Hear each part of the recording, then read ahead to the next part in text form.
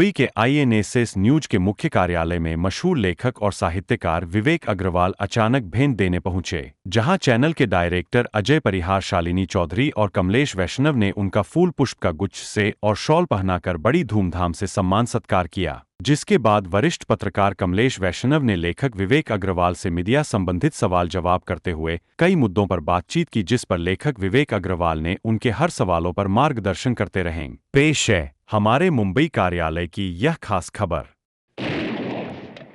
INS news channel में विवेक अग्रवाल जी का स्वागत है, जो कि एक वरिष्ठ पत्रकार है और लगभग 40 किताबें लिख चुके हैं और क्राइम की दुनिया के इनको बेताज बादशाह कहा जाते हैं।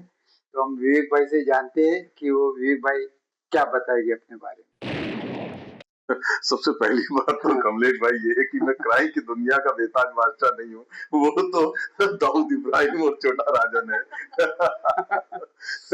हाँ, उनपे लिखने वाले लोगों में जरूर मेरा नाम शुमार होता है और अंडरवर्ल्ड के ऊपर काम करते हुए, न्यूज रिसर्च करते हुए एक लंबा वक्त मुंबई शहर में बिताया और ऐसे दौर में आप हैं कमलेश भाई, अजय परिहार जैसे बहुत ही बेहतरीन साथी मिले जिन लोगों ने जिंदगी में मुझे आगे बढ़ने में बहुत मदद की। तो आप सब लोगों का बहुत शुक्रगुजार हूँ और यहाँ काम करते हुए इस शहर में न्यूज करते हुए जो एक रियल जर्नलिज्म क्या होती है वो मुंबई शहर में देखने को आपको मिलती है। यहाँ का जो माहौल है बहुत ही प्रोफेशनल है। तो जब अजय ने भी आईएनएसएस न्यूज की स्थापना की थी और वो इसको बढ़ा रहे थे, इन्होंने बड़े-बड़े इनोवेशन भी किए।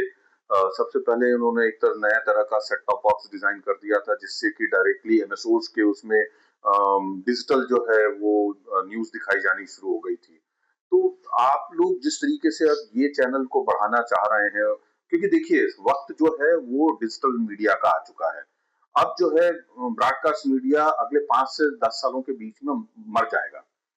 उसकी जो पूरी फीस होती है, उसके जो काम करने के तौर तरीके होते हैं, उसमें जो हैवी इक्विपमेंट्स लगते हैं, उनकी कॉस्टिंग जो होती है, वो बहुत हाई है। उसके मुकाबले में डिजिटल मीडिया जो है, उसकी रीच अब बहुत आसान हो गई है। पहले जो है लोगों के पास में ये कंटेंट कंज्यूम करने के लिए मोबाइल फोन नहीं था, लेकिन आज घर-घर में हर हाथ में एक मोबाइल कम से कम। और काम भी तेजी से हो जाता है और काम बहुत तेज होता है, बहुत फास्ट होता है। पहले हमें वीडियोस जो हैं वो शूट करते थे, भेजने के लिए हमें जाना पड़ता था किसी स्पॉट पे, कहीं किसी एजेंसी के पास में या अपने ऑफिस, फिर वहां से लीज लाइन से हम लोग भेजा करते थे। अब तो मोबाइल से आपने 4K क्वालिटी में शूट कर लिया, 4K क्वालिटी का ये मटेरियल आपने सीधे किसी ऐप से भेज दिया या मोबाइल से ही आप इंटरव्यूज कर लेते हैं। अब तो इतने अच्छे एप्लीकेशंस आ गए हैं कि एक बार में आप 40 विंडो तक एक न्यूज स्क्रीन पे बना सकते हैं।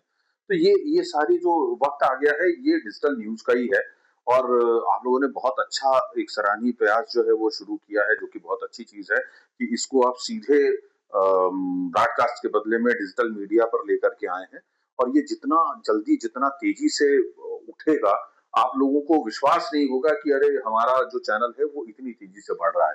उसका सबसे बड़ा कारण ये है कि आप हमेशा हर आदमी के हाथों में रहेंगे। बस आपको अपनी ब्रांडिंग करने की देर है और आपका काम जो है जैसे ही आपके प्रमोशन स्टार्ट होंगे, आप लोगों को खुद देख करके मजा आएगा कि हाँ ये काम इतनी आसान। विवेक जी, आप हमारे दर्शकों को ये भी बताइए कि आपने अंडरवर्ल्ड की काफी स्टोरी कवर की थी। देखिए, क्राइम रिपोर्टर का तो काम ही यही होता है कि वो अंडरवर्ल्ड के ऊपर रिपोर्टिंग करे। मुंबई में तो क्राइम रिपोर्टिंग बीट जो है वो बहुत ही प्राइम बीट मानी जाती थी और मारकाट मची रहती थी इस बीट को हथियाने के लिए।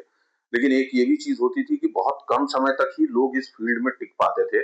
उसका कारण ये है कि ये फील्ड जो है वो सिर्फ समय नहीं मांगता, श्रम भी मांगता है। आपके जीवन का वो हर चीज, आपकी सारी खुशियां छीन लेता है। आपके परिवार के साथ में आप जो वक्त बिताते हैं वो भी छीन लेता है। तो ऐसे में इन लोगों तक पहुंचना, उनके पास तक पहुंचने के अलावा भी एक सबसे बड़ी समस्या ये होती है कि वो लोग आप पे ट्रस्ट क्यों करें। आप वो ट्रस्ट जब करने लगते हैं तभी आपको वो खबर देते हैं, तभी वो इंटरव्यू देते हैं। इस सिलसिले में दाऊद इब्राहिम है, छोटा शकील है, राजन है, संतोष शेट्टी है, फिर उसके बाद में पुजारी है, रवि पुजारी और सुरेश पुजारी, ये सारे लोग तो हैं ही। इसके अलावा जैसे जो बीते वक्त के रहे हैं उसमें हाजी मस्तान है, करीम लाला है, वरदराजन मुदलियार मेरे मुंबई आने के पहले ही जो है वहां चले गए थे मद्रास, और उसके बाद में जब लौटे तो उनका जिस्म मरा हुआ ही लौटा था, और बाद में यहाँ बड़ी शान से उनकी जो है वो अंतिम संस्कार और अंतिम यात्रा निकली थी हुआ था, जो कि पूरा मैनेजमेंट इसने ही किया था, हाजी मस्तान ने। तो इन लोगों से मिलना हुआ है, कुछ लोगों से टेलीफोन पे बातचीत हुई है, कुछ लोगों से मिलने के लिए देश विदेश की यात्राएं भी करनी पड़ी है। अपनी जिंदगी को उस मामले में देखा जाए तो कुछ हद तक थोड़ा सा रिस्क भी लेकर के जाना पड़ा है कि वहां हम पहुंचेंगे तो वहां के हालात क्या होंगे, तो क्या वहां पे हम अपने काम के लिए जिसके लिए गए हैं वो अचीवमेंट हम कर भी पाएंगे कि नहीं कर पाएंगे। नाकामियां तो इस फील्ड में हमेशा आपके सामने खड़ी रहती हैं, दस्तक देती रहती हैं कि कब आपको मैं नाकाम कर दूं, लेकिन उन सब चीजों से कोई घबराता नहीं है, खासतौर से क्राइम रिपोर्टर बिल्कुल नहीं घबराते। और जो अंडरवर्ल्ड की रिपोर्टिंग हमने की है वो अब वो वक्त गुजर चुका, लेकिन सन 2002-3 तक जो है अंडरवर्ल्ड जो है वो चलता रहा और उसके सारे कामकाज चलते रहे। 7-8 2007-8 के आने आने तक तो ये सारा पूरा खत्म हो गया। अंडरवर्ल्ड अभी भी एक्टिव है, लेकिन अब उसके काम करने का तरीका और तहजीब बदल गई है। पहले जो है सीधे गोलीबारी करना, एक्सटॉर्शन कॉल आना, ये सब वो सब चला करता था। अब वो लोग जो है वो सोफिस्टिकेशन में आ चुके हैं। अब ये सारी चीजें, गोलीबारी करना, मर्डर के लिए सुपारियां लेना, ये सब चीजें उन्होंने बंद कर दी है। लेकिन अब उनका जो बिजनेस है वो अलग तरीके के हो गए हैं। अब वो लोग बड़े नार्को डील करते हैं, गोल्ड की बड़ी स्मगलिंग करते हैं, ब्लड डायमंड का काम चल रहा है उनका, लैंड एंड डेवलपमेंट का काम चल रहा है, बिल्डिंग कंस्ट्रक्शन के काम चल रहे हैं। तो ये पूरा का पूरा सिनेरियो ही अब बदल चुका है। बट हाँ, अंडरवर्ल्ड अभी भी मुंबई में एग्जिस्ट करता है। अभी आपने काफी किताबें लिखी है ना? तो आजकल आपकी किताबों में काफी चर्चा हो रही है, तो कोई एक दो अच्छी ऐसी किताबें बताइए जो काफी लोकप्रिय हो गई। आप जो पूछ रहे हैं मुझसे कि मेरी जो किताबें हैं उनमें कौन सी जो है वो बहुत लोग पसंद कर रहे हैं, उसमें नो डाउट मुंबई और मुंबई हाँ, रिटर्न्स, ये दोनों किताबों ने तो बड़ा जिसमें अच्छा। सबसे पहले आपने दाऊद इब्राहिम की पहली तस्वीर पेश की थी। हाँ, कराची में जाने के बाद की उसकी पहली तस्वीर लाने की मैंने कोशिश की और मैं उसमें कामयाब रहा, और वो हमने अपनी किताब के कवर पेज पे छापी, और उसकी आदमकद तस्वीर आज तक कभी किसी जगह पे नहीं आई थी जो हम दिखा पाए, और जैसा उस तस्वीर में है वैसा वो आज भी दिखाई देता है। और उसके अलावा जो है मेरी माफिया सीरीज के 7 नॉवेल हैं, वो काफी अच्छे लोग पढ़ रहे हैं, देख रहे हैं। और उनमें से एक दो के ऊपर तो फिल्म और वेब सीरीज भी बनने की तैयारी चल रही है, जिसमें से एक जो है रेसर नाम की है, उसके ऊपर वेब सीरीज बनने की बात हो रही है। तो इस तरह की बहुत सारी किताबें हैं। एक अभी पिछले दिनों 30 दिसंबर को ही हमारी एक किताब आई है, 30 दिसंबर 2025 को, जो कि देश में पहली बार कस्टम्स के ऊपर पहली किताब लिखी गई। अभी तक जितनी भी किताबें लोगों ने लिखी वो सब कस्टम के ऑफिसर्स ने रिटायर होने के बाद में या तो ऑटोबायोग्राफी लिखी है या वहां के कामकाज के बारे में लिखा है। किसी थर्ड पर्सन ने, किसी जर्नलिस्ट ने या किसी ऑथर ने कभी भी कस्टम्स पे इंडिया में किताब नहीं लिखी। वो किताब हमने लिखी, उसका नाम है व्हाइट टाइगर। और 1961 बैच के एक बहुत ही शानदार ऑफिसर हुए हैं, काजी एस कमर, और उनके लाइफ और उनके तमाम कामकाज के ऊपर उस वक्त से लेकर के, यानी 61 से लेकर के और 90 के दशक में जब तक वो रिटायर हुए तब तक की वो पूरी उन 4 दशकों की कहानी हमने समेटी है उसमें, और उनके ऑपरेशंस उसमें लिखे हैं, जिस तरीके से काम होते थे, उस वक्त के कौन कौन बड़े स्मगलर्स होते थे, उन सब को समेटा है। तो ऐसी बहुत सारी किताबें हैं जिनके ऊपर बहुत अच्छा रिस्पॉन्स आ रहा है। मैं जो ट्रू क्राइम करता हूँ रिसर्च बेस्ड, वो अपनी जगह पर है। उसके अलावा जो है अब मैंने कुछ कहानियां या नॉवेल लिखने भी शुरू किए। रक्तगंध मेरी एक बहुत अच्छी किताब है जिसमें 8 कहानियां एक हैं। आपकी किताब वो भी बहुत चर्चा में रही जिसमें फिल्मी स्ट्रगल करते थे, वो दत्तात्रेय लॉज वाली। दत्तात्रेय लॉज की कहानियां तो निश्चित तौर पे, और उस किताब में तो आपकी तरफ से भी मुझे बहुत अच्छे फीडबैक मिले थे, क्योंकि दत्तात्रेय लॉज की और वो सारी चीजें आपने अपनी जिंदगी में बहुत देखी थी, उसके लिए मैं आपका शुक्रगुजार हूँ। और ऐसी जो चीजें हैं वो लिखने का अपना एक मजा भी होता है, क्योंकि ये जो है ना, इसमें सच्चा मुंबई दिखाई देता है। वो किताब अगर पढ़ेंगे तो फिल्म इंडस्ट्री की एक बहुत ही छुपी हुई गहरी सच्चाई मिलेगी। जैसे मेरी एक किताब है कमाटीपुरा। कमाटीपुरा में करीब-करीब 50-55 कहानियाँ हैं, छोटी-छोटी कहानियाँ हैं, 1 पेज, 2 पेज, 3 पेज की। उसमें जो मेरा एक्सपीरियंस है कमाटीपुरा में उन अ, महिलाओं के बीच में जो वहाँ पर गई हैं, उस रेड लाइट एरिया में बेचारी काम करने के लिए अभिशप्त हैं, उनकी ज़िंदगी की वो सच्ची दास्तानें हैं। वो मेरे ज़िंदगी के जो मैंने 92 में मुंबई आने के बाद से लेकर के उस क्षेत्र में मैंने जो काम किया, वहाँ की लड़कियों और स्त्रियों के बीच में जो मैंने ज़िंदगी बिताई, वक़्त बिताया और उनकी जो दुःख-दर्द समझने की कोशिश की, उसका निचोड़ पूरा वहाँ पर है। तो ये किताबें जो हैं, ये बहुत अपने आप में अच्छी हैं, चल रही हैं, लोग उसको पढ़ रहे हैं, सराह रहे हैं और इसी तरीके से ये चल रहा है। कुछ किताबें बहुत जल्द अभी आपकी एक किताब शायद रह गई है, जिसने दाऊद इब्राहिम को दाऊद इब्राहिम बनाया, जिसको आपने पर्सनल फेस टू फेस दमन में जाके लल्लू जोगी से मिले थे, तो उसके उसके ऊपर भी किताब लिखनी चाहिए। देखिए, लल्लू जोगी के बारे में जो है एक किताब वो हमारी जो है आई है, उसका नाम है अंडरवर्ल्ड के 4 हिक्के। उसमें 4 जो है टॉप मोस्ट उस टाइम के जो लोग थे, उनको हमने फीचर किया है। तो उसमें 3 बम्बई के थे। उसमें एक करीम लाला हैं, दूसरे वरदराजन मुदलियार हैं, तीसरे हाजी मस्तान। लेकिन चौथा व्यक्ति जो है वो लल्लू जोगी। हाँ। तो लल्लू जोगी का जो कैरेक्टर है उसके ऊपर पूरा बहुत अच्छा हमने उसमें लिखा है और जब वो लल्लू जोगी से मिलने गए थे तो आप स्वयं साथ में थे। हाँ। और हम लोगों ने ही शायद पूरे हिंदुस्तान में या पूरी दुनिया में एकमात्र हम 2 ही पत्रकार ऐसे हैं जिन्होंने कि उनका ऑन कैमरा इंटरव्यू रिकॉर्ड किया, वरना वो कभी भी ऑन कैमरा और लगभग 24 घंटे के बाद वो रेडी हुए। हाँ, और उनकी मजेदार बात वो थी कि इतने गुस्से वाले थे कि अपने घोड़े को गोली मार दी थी। हाँ, राजू नाम का उनका बहुत अच्छा सफेद रंग का घोड़ा था, अरबी नस्ल का घोड़ा था और बहुत उस घोड़े को वो शान से चलाया करते थे। वो बहुत ही बढ़िया कहानी है, वो उस किताब में भी मैंने दर्ज की है।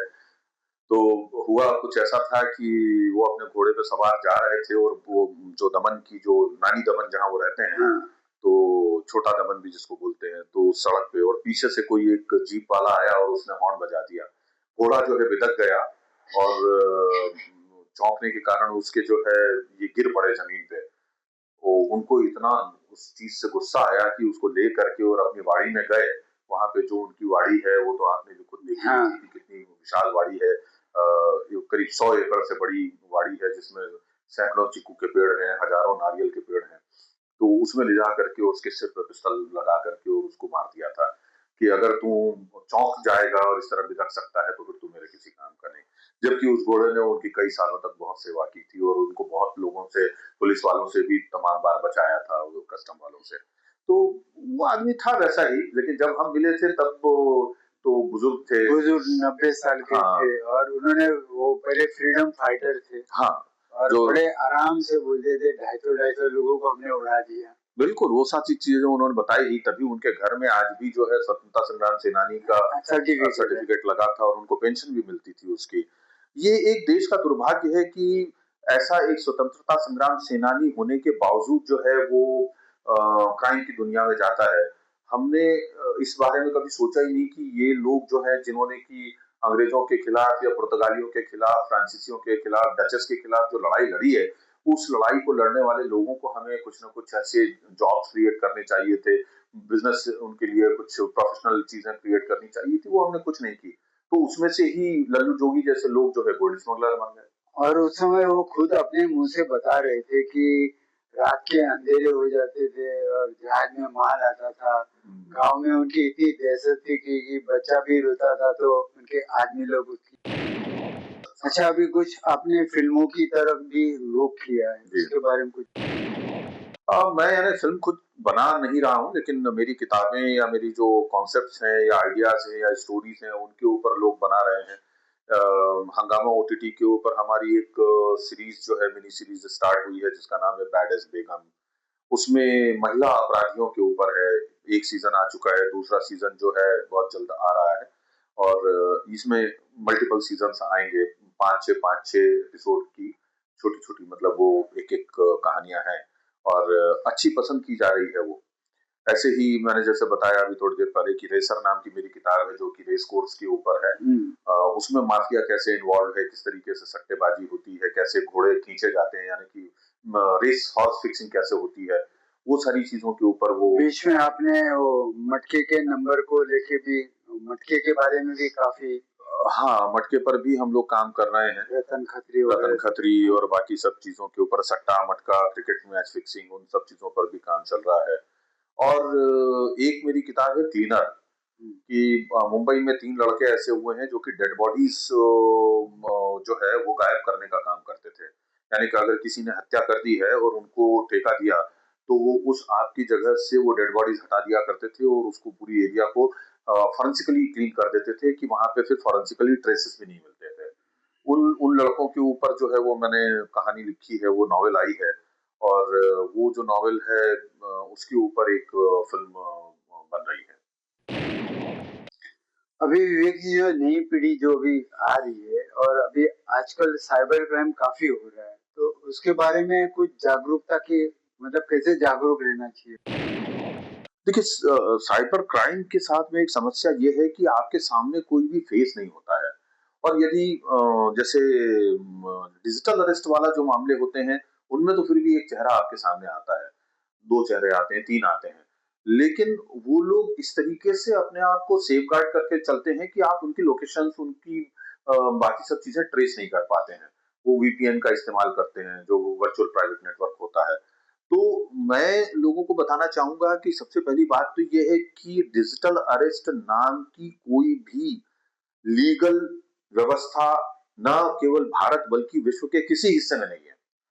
तो यदि कोई व्यक्ति आपको फोन करता है कि आपका एक पार्सल मिला है जिसमें बहुत सारे पासपोर्ट मिले हैं, इसमें गोल्ड मिला है या इसमें ड्रग्स मिले हैं, आपके बेटे के उसमें मिले हैं, बेटी के उसमें मिले हैं, आपको बिल्कुल डरने घबराने की जरूरत नहीं है। जिस नंबर से वो फोन आया है उस नंबर की इंफॉर्मेशन तुरंत जो है भारत सरकार के साइबर क्राइम रिपोर्टिंग पोर्टल पर जाकर के दीजिए और उस फोन नंबर को आप ब्लॉक कर दीजिए। क्योंकि वो आपको डराएंगे धमकाएंगे, फिर आपको डिजिटली अरेस्ट करना दिखाएंगे, आपको बाकायदा कोर्ट का वो सेट दिखाएंगे, उसमें कोई एक जज बन के बैठा हुआ होगा, कोई पुलिस वाला बन के आपसे बात कर रहा होगा, कोई कस्टम ऑफिसर बन के उनकी यूनिफॉर्म पहन के बात कर रहा होगा। इन सब चीजों के पीछे मत जाइए। ये सब चीजें जो होती हैं ये गलत हैं, इलीगल हैं, अवैध हैं। कोई भी पुलिस ऑफिसर, कोई भी कस्टम ऑफिसर, कोई भी अदालत आपको ऑनलाइन किसी भी तरह के आदेश निर्देश नहीं दे सकती। गिरफ्तार करने की तो बात ही दूर की बात है। जो भी आपको नोटिस भी आना है, वो नोटिस अगर आपको आपके व्हाट्सएप पे या किसी दूसरे टेलीग्राम जैसे किसी ऐप पे आता है, वो भी कभी भी सरकार, देश की कोई भी जगह की अदालतें नहीं कभी आपको सर्व करती हैं। तो उस चीज के बारे में भी ध्यान रखिए।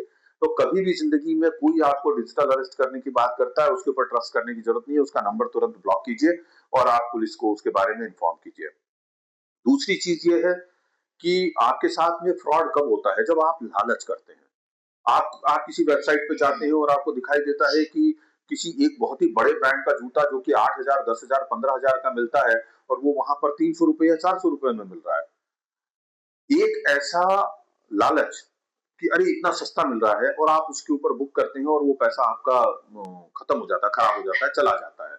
ये आपके साथ में ये की जाती है, चोरी चकारी इस तरह से की जाती है। दूसरी चीज जो है, आपको शेयर मार्केट में ट्रेडिंग करवाने के लिए बहुत सारे लोग आपको ल्यूर करते हैं, आपको लालच देते हैं कि देखिए हमारे पास में ऐसा प्लेटफॉर्म है, आप इसके ऊपर पैसे लगाइए, हम आपका जो है ट्रेडिंग करके और आपके पैसे 3 दिन में दुगने कर देंगे। जिसको डब्बा ट्रेडिंग बोलते डब्बा ट्रेडिंग के आगे की चीज हो गई है। हैं। अच्छा। वो क्या करेंगे कि भाई आपने सपोज एक एक्स वाई जेड कोई ऐप है, उसपे आपको उन्होंने अकाउंट खुलवा दिया। उसमें अकाउंट खुलवाने के बाद में वो बोलेंगे कि आप इसके अंदर 10,000 रुपए डालिए, देखिए अगले 3-4 दिन के अंदर आपको ये 20, 25, 30 हजार हो जाएगा। आप अगले दिन जब देखोगे सुबह सुबह उठ करके, तो उसके अंदर आपकी जो है वो 8,000, 9,000 कुछ या 7,000 रुपए बना हुआ एक्स्ट्रा दिखेगा। तो 10,000 पे 17,000 दिखेंगे, 20,000 दिखेंगे, 27,000 दिखेंगे। आप बोलेंगे अरे यार यहाँ तो बड़ा बड़ा कमाल है, मेरा पैसा बढ़ रहा है। अरे पैसा नहीं बढ़ रहा है, वहां सिर्फ डिजिट बढ़ रहा है। आपको फिर फोन आएगा, देखिए सर हमने बोला था ना, आपका तो हमने 3 दिन बोला था, आपको तो एक ही दिन के अंदर 27,000 हो गया। बहुत बड़ा मुनाफा हो गया। तो अरे यार बहुत बढ़िया, मैं ये पैसा विड्रॉ कर सकता हूँ। क्यों नहीं कर सकते हैं सर, कर लीजिए। आपने विड्रॉ किया उसमें से तो विड्रॉ हो गया, आपको लगा जेन्युइन है।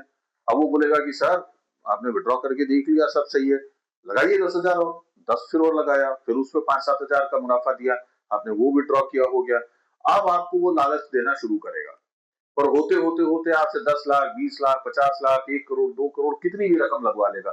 फिर आपका जो पैसा है वो विड्रॉल बंद हो जाएगा। अब आप क्या करोगे, किसके पास जाओगे? और फिर उसके बाद आपके फोन नंबर ब्लॉक कर देंगे, उनके नंबर बंद हो जाएंगे, उनके जो ऐप है उसका वो, और उनके पास में उसका रिमोट एक्सेस होता है, वो लोग आपका उसमें से वो अपना ऐप जो है वो चुपचाप डिलीट भी कर सकते हैं आपकी बिना जानकारी के। तो इस तरह के जो एप्लीकेशंस हैं जो कि सेबी के द्वारा ऑफिशियली नहीं पंजीकृत है, जहां सेबी में, ऐसे किसी ऐप के ऊपर मत जाइए, उनके साथ में ट्रेड मत कीजिए। आपको अगर किसी ने बोला है तो सबसे पहले पूछिए कि सेबी का सर्टिफिकेट है तो मुझे दिखाओ। सेबी का सर्टिफिकेट आएगा, उसको आप फिर सेबी की वेबसाइट पे जाकर के चेक कीजिए कि इस नाम का, इस कंपनी का कोई ऐप वहां पर मौजूद है कि नहीं है, उसको मिला है कि नहीं उसका अप्रूवल। अगर वो सेबी अप्रूव नहीं है, आप बिल्कुल उस जगह पे मत जाइए, उस ऐप में मत जाइए, वरना आपको नुकसान होना तय है। कई बार ये देखने में आया है कि बच्चों के नाम से आपको फोन आते हैं कि आपके बच्चे को अरेस्ट कर लिया है पुलिस ने, या उसका एक्सीडेंट हो गया है, और वो उस बच्चे का बाकायदा ऑडियो आपको सुनाएंगे कि देखिए आपका बच्चा देखिए रो रहा है या बच्चा चिल्ला रहा है। आपको बाकायदा आपके उस बच्चे की, या आपके बेटे बेटी, नाती नातिन, या भतीजे भांजे भतीजी, किसी का भी वो आपको बाकायदा ऑडियो सुनाई देगा। आजकल आर्टिफिशियल इंटेलिजेंस के जरिए किसी भी व्यक्ति की यदि आपको 5-10 सेकंड की भी ऑडियो मिल जाती है, आप हूबहू जो टेक्स्ट लिखेंगे उसी सेम ऑडियो को वो रिप्लिकेट करके दे देता है। और यही चीज जो है वो लोग आपको दूसरे फोन के जरिए सुनाते हैं। आपका बच्चा वहां मौजूद नहीं है और आप उनको पैसे दे देते हो कि अच्छा ठीक है भाई छोड़ दो, मेरे बच्चे को नारकोटिक्स के केस में अरेस्ट हो गया। ऐसा कुछ नहीं होता है। अगर इस तरह का कोई फोन आता है, आप अपने बच्चों को उनको तुरंत फोन लगाइए, उनकी वेलबींग पता कीजिए, वो लोग किस हालत में है वो पता कीजिए। आपको पता चल जाएगा कि ये सब फ्रॉड हो रहा है आपके साथ। ऐसे बहुत सारे फ्रॉड हैं, मैं इसके ऊपर बात करता रहूंगा तो शायद 10 घंटे 12 घंटे निकल जाएंगे। एक हमारे चैनल में एक मामला आया था जिसमें उसका कोई पुराना क्रेडिट कार्ड का मामला था, और अचानक से पुलिस आती है, बोलती है वो पेपर नहीं दिखाती है और घर में घुसती है, तो क्या हम उससे और वापस से पेपर मांगते भी नहीं है और बोलते कि हम तुम्हें अरेस्ट करेंगे। तो क्या ऐसा कोई लॉ है क्या कि वो कुछ हमको पेपर भी नहीं दिखाते, खाली बोलते नॉन अवेलेबल वारंट है, चलना पड़ेगा? सबसे पहली बात जो कानून कहता है वो ये कहता है कि यदि किसी भी राज्य की, किसी भी शहर की, या किसी भी पुलिस थाने की पुलिस यदि आपको गिरफ्तार करने आई है, तो सबसे पहले तो उन्हें आपको वारंट सर्व करना ही पड़ेगा। अगर वारंट सर्व नहीं कर रहे हैं, आप उनके साथ जाने से रिफ्यूज कर सकते हैं। आपको वो अरेस्ट करके डिटेन करके जबरन नहीं ले जा सकते। नंबर 2, आपके राइट्स हैं कि आपका वकील को आप उसी वक्त कांटेक्ट कर सकें। अगर वो उस चीज से रिफ्यूज करते हैं, इसका मतलब है कि कुछ दाल में कुछ काला है। और यदि वो लोकल पुलिस के साथ नहीं आए हैं, तो समझ लीजिए कि ये पूरी दाल ही काली है। हर राज्य के लिए ये निर्देश दिया हुआ है कि जब भी किसी व्यक्ति की गिरफ्तारी करने आपको जाना है, तो वहां जिस व्यक्ति का जो घर है, उस घर में जहां पर वो रहता है, उसका जो जुरिडिक्शन पुलिस स्टेशन का लगता है, उस जुरिडिक्शन का कम से कम एक कांस्टेबल जरूर उनके साथ में होना चाहिए। उनको उस पुलिस थाने में जाकर के उसकी रिपोर्ट करनी पड़ेगी कि हम एक्स पर्सन को गिरफ्तार करने आए हैं और आप अपना आदमी हमारे साथ दीजिए। उसके बाद में अरेस्ट करने के बाद में, डिटेन करने के बाद में, उनका काम है कि वो आपको ले करके और लोकल पुलिस स्टेशन में जाएं, वहां स्टेशन डायरी बनाएं कि आपको किन चार्जेस में गिरफ्तार करके और यहाँ से ले जाया जा रहा है। और अगले दिन, अगर उस दिन दिन के समय में आपको गिरफ्तार किया है, तो लोकल कोर्ट से आपका ट्रांजिट रिमांड उनको लेना पड़ेगा। अगर ये सारी प्रोसीजर नहीं की है, तो ये सारी प्रोसीजर ना करने पे वो केस आपके फेवर में आ जाता है, क्योंकि वो लीगल अरेस्ट नहीं है, वो इलीगल अरेस्ट हो गया। तो इन हालात में यदि किसी के भी पास साथ में ऐसा कुछ होता है, तो मैं उनसे कहूंगा कि अपने वकील को तुरंत फोन कीजिए। अगर पुलिस उस चीज से इनकार करती है, तो आप तुरंत 100 नंबर डायल कीजिए। आपके शहर की जो पुलिस है उसको बताइए कि यहाँ पे अवैध रूप से कुछ लोग घुस आए हैं, पुलिस का नाम लेकर के, और मुझे जो है गिरफ्तार करने और उठा करके ले जाने की या मेरा अपहरण करने की कोशिश कर रहे हैं। ये मेरे घर का है और एड्रेस है और मुझको यहाँ पे आपको भेजिए। आप घर से बाहर जाने से रिफ्यूज कर दीजिए। ये थे हमारे साथ में वरिष्ठ पत्रकार विवेक अग्रवाल जी। अभी मैं उनसे कहूंगा कि कुछ हमारे IAN चैनल के दर्शकों को ये कुछ शुभकामनाएं वगैरह। बहुत बहुत धन्यवाद कमलेश भाई, बहुत धन्यवाद शालिनी जी। और मैं INSS के सभी दर्शकों से ये कहना चाहूंगा कि ये जो चैनल है ये बहुत ही उत्साही, बहुत ही कर्मठ, बहुत ही ईमानदार पत्रकारों ने मिल करके इसे शुरू किया है। इसमें किसी करोड़पति अरबपति आदमी का पैसा नहीं लग रहा है। यहाँ जो भी आपके सामने आएगा वो सच आएगा, साहसपूर्ण सच आएगा। आप लोग इनको भरपूर प्यार दीजिए, स्नेह दीजिए। इनकी जितने भी वीडियोस आपको सोशल मीडिया पे दिखाई देते हैं उनको आप लाइक करें, शेयर करें, कमेंट करें, दोस्तों और अपने रिश्तेदारों के साथ शेयर कीजिए, ताकि इनका जो विस्तार है बहुत ज्यादा और बहुत तेजी से हो। और मैं चाहूंगा कि INSS मीडिया जो है वो दिन दुनी रात चौगुनी तरक्की करे। आप सबको बहुत शुभकामनाएं, बहुत सारी बधाइयां। Thank you.